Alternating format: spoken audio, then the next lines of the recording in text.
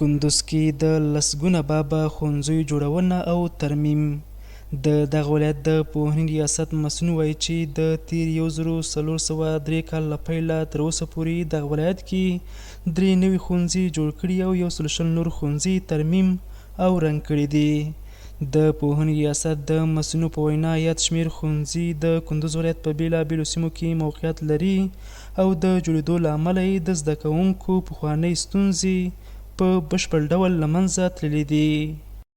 په تیر کال کې موږ د پوهنې محترم وزارت او ترڅنګ د مؤسساتو په مرسته باندې موږ د مکاتبو ترمیم او ترڅنګ ساختمان یا ودانۍ جوړول لرل.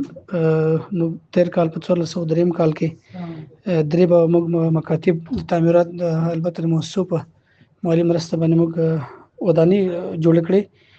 درې شپېته به مو ترمیم کړه، هغه هم د مؤسساتو پر مټ. همداراز چارواکي وایي چې د ولایت کې د ښوونځیو د درسي کیفیت کچه لوړه شوې او په وروستیو کلونو کې تجربه لرونکي او مسلکي ښوونکي ښوونځیو ته جذب شوي دي. څکه لله الحمد د مکاتبو وضعیت تغییر کړی د پخوا په پرتله.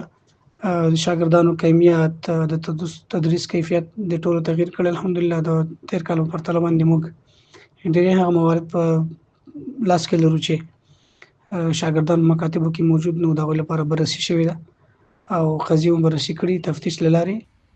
مسؤلین یادې څرګندونې داسې مهال کوي چې د اسلامي امارت له حاکمیت وروسته په کندوز ولایت کې د ښوونځیو جوړولو او ترمیم ته ځانګړې پاملرنه شوې او اوس مهال په دغه ولایت کې 498 فعاله ښوونځي شتون لري چې شاوخوا 360 زره زده کوونکي پکې په زده کړو بوخت دي.